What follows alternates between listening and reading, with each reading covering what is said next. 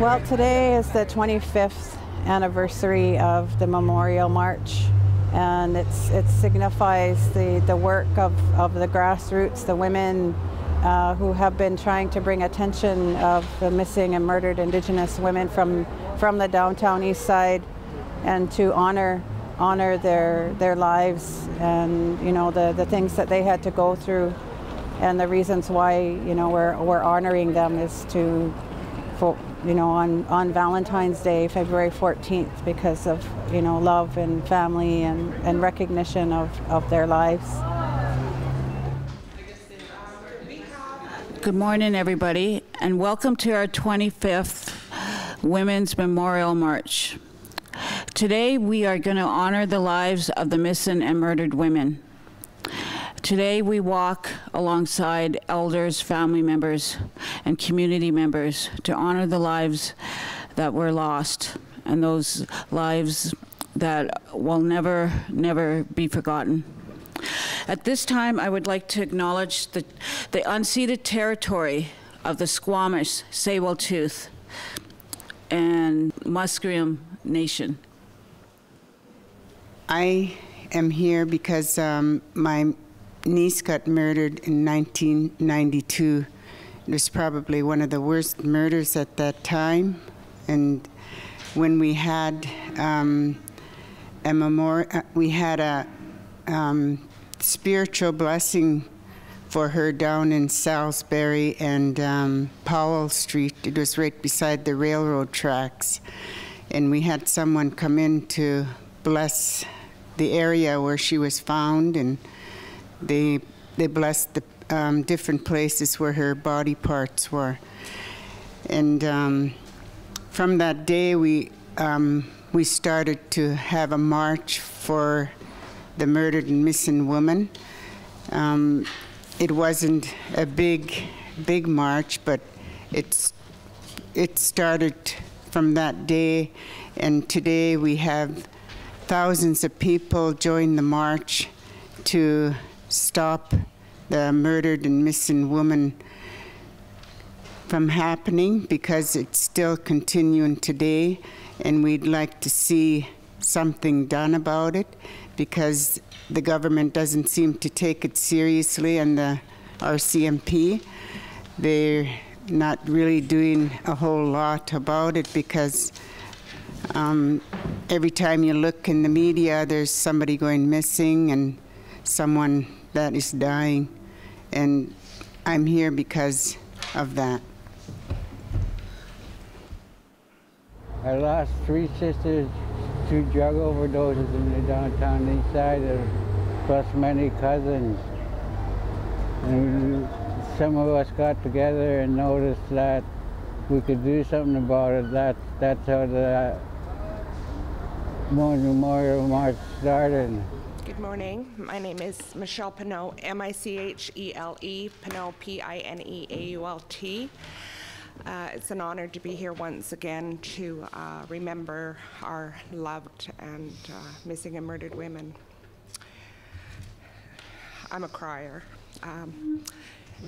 I lost my daughter in January of 1997. My lovely daughter. She was 20 years old. In 2003, I was told that her DNA was found on Robert Pickton's farm. In 2013, when the trial was over, I was told where her DNA was found on the farm. Last September in 2014, I was informed that the coroner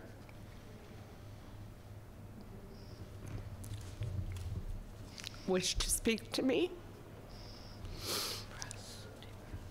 And I was told that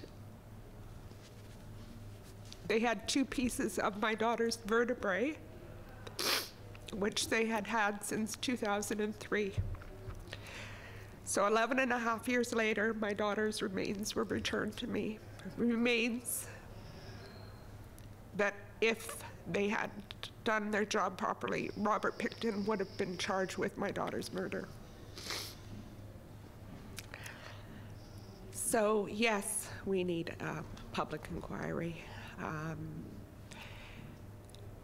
I cannot fathom how the RCMP had my daughter's skeletal remains for 7 years. And then they sat in the coroner's office for another 4 years.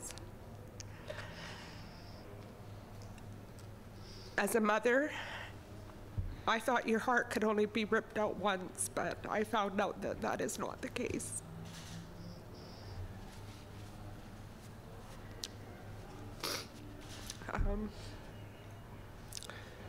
Yeah, so what I'm seeking is answers from the RCMP, answers from the coroner on how I don't know how this could even possibly happen.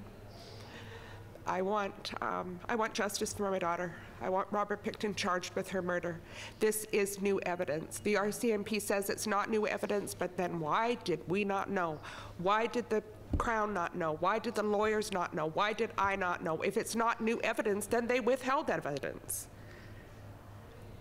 Anyway, this rose I carry from my grandson, who is my daughter's son. He's 18, and he gave me this morning to carry for his mother in the march. All my relations, thank you.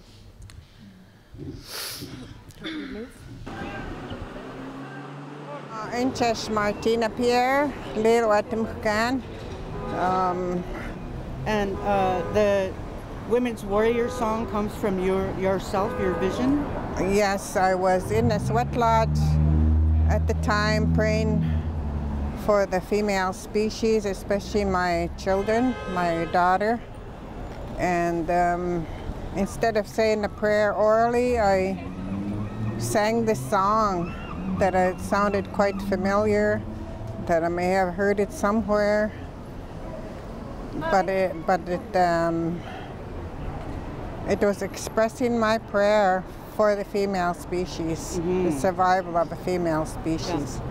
Is it okay if we asked you to sing the song the way you sing it, so the public can learn right from now? yourself?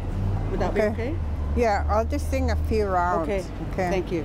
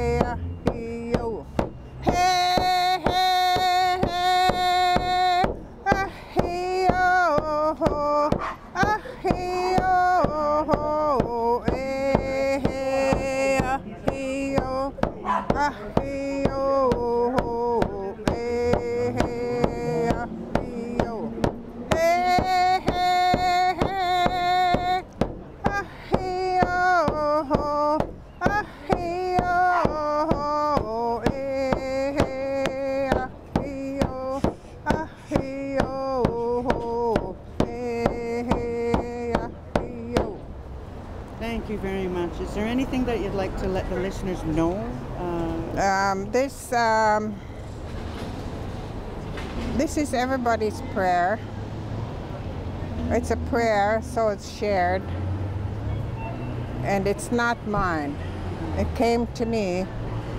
I am just a conduit for people right now. And, it's not to be sung in anger, not to be sung as a curse on anybody. A prayer is very sacred, and that's how I hold it. Oh, Sia, thank you for the honor of your time. Thank you. Fugstumka.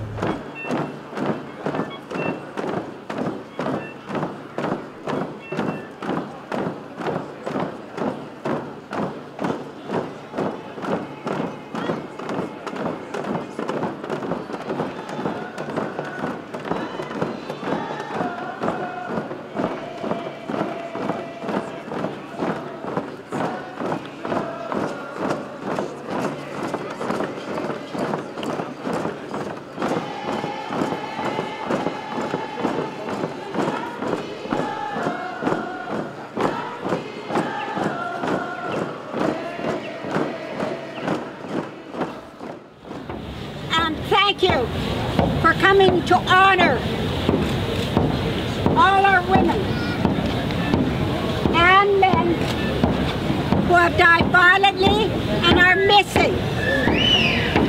So have a good march, and I love you all.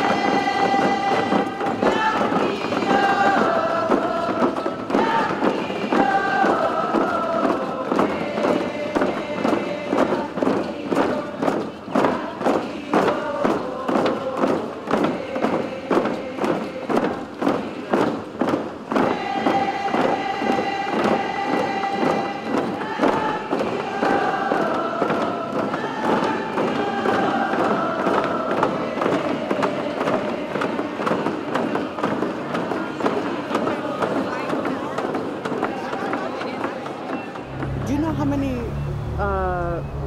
since you started at Native Women's Association of Canada, how many women are missing and or murdered? Well, we started out when I started. I mean, there was an anecdotal number of 500, right? So, but there's been different numbers. The RCMP's recent report was at least 1,200 missing and murdered Indigenous women in Canada just from 1980s. So when we're thinking how far back this goes, there'd be probably a couple more thousand than that. My cousin was taken by serial killer Terry Arnold and raped by him in the mountains. She survived. One of my aunts was pushed out of a window in the downtown east side. She survived. My auntie Belinda Williams, who I look like, has been missing since 1977. She still remains missing today. My cousin Tanya Holick went missing in 1996, October 1996, 2.5 months before Stephanie Lane.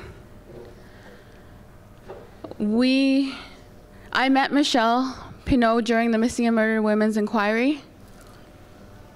Or wait, no, my cousin went missing October 1996 before Stephanie Lane, and her DNA was later found on Robert Picton's farm. And I met Michelle at the Missing and Murdered Women's Inquiry. We didn't know that Stephanie and Tanya actually knew each other.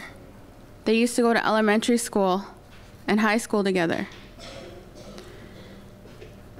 And when I found out about Stephanie and the new evidence, I was in shock because Tanya's charges were stayed. She was part of that 20 that were stayed. Stephanie was in the bottom 6. And I remember people talking about the victims, and they would always say the number 26, but really the number is 33. And Stephanie's name was always left out. And now we have this new evidence where she should have been up there with those 6 other women who Picton was charged with. There's more evidence of Stephanie Lane than there is of my own cousin Tanya. There's more remains than my cousin Tanya. So I don't understand how this happens. This is a person. This is somebody's remains. How is this an oversight? How do they not know that she's there? How do they not tell the family? You can't just make this big mistake. It makes me wonder, is there something of Tanya? Is there something more of Tanya? It makes me wonder how many more murders could be solved, how many more missing women can be found across Canada. Maybe my missing auntie is out there somewhere in a storage locker. But this is exactly why we need a national inquiry into missing and murdered Aboriginal women and girls across Canada.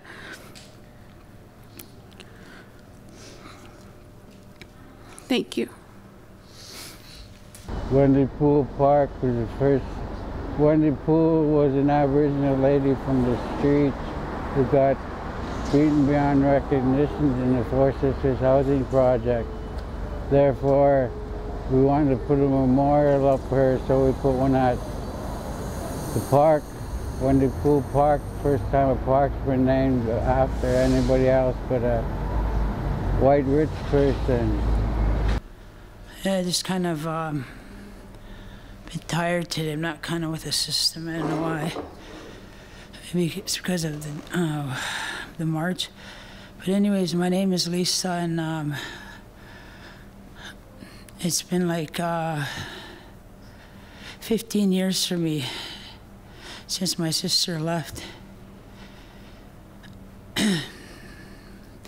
I've been through so many obstacles of fighting the system to get justice for her, and it doesn't seem like it's going there any time sooner. And it's a very hard challenge, and I'm very tired. I'm very tired from this sometimes, but I have to go on to make things right for my family as well. And it's been a very painful journey, and it's not easy dealing with this sometimes. Sometimes it's very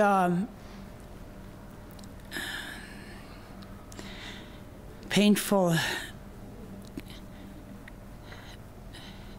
It's very indescribable sometimes what I have to deal with. At times I feel like it's a battle, but it doesn't seem like there's nothing there to be fighting against when I seen for myself how many years this has been going on. It's a very important issue that continuously goes on, and a lot of families are left with a lot of are devastated by this because it's how we lost our loved ones, and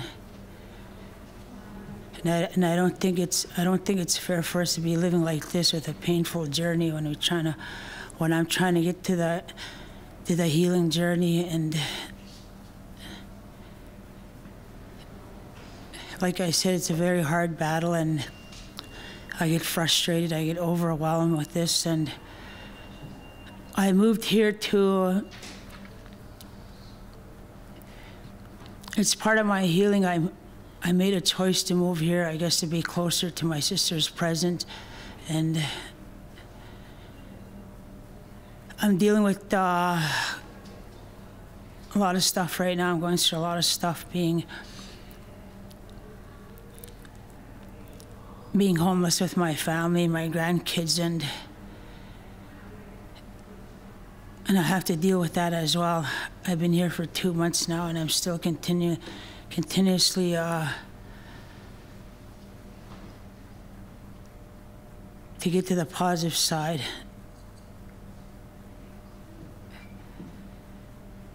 today I feel very tired, and this is my first Memorial March here. I'm very happy to be here as well. This is my first Memorial March. I do this because I don't want to give up on my sister. She's been failed so many times when she was alive, and sometimes I wonder what kind of life that she had to live when she was here. Things like that really bother me, and I'm still dealing with my healing.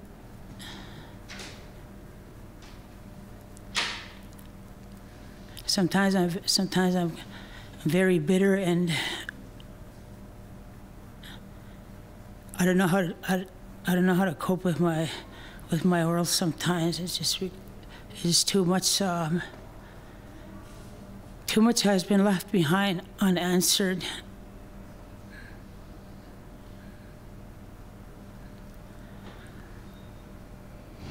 I feel like I have to do what I have to do to see justice to get done for these women that continuously losing their lives every day. And I invite my sister to help me sing the thank you song composed by Wia Wombly, Morning Eagle Woman. And I'm Debbie John from Shalush.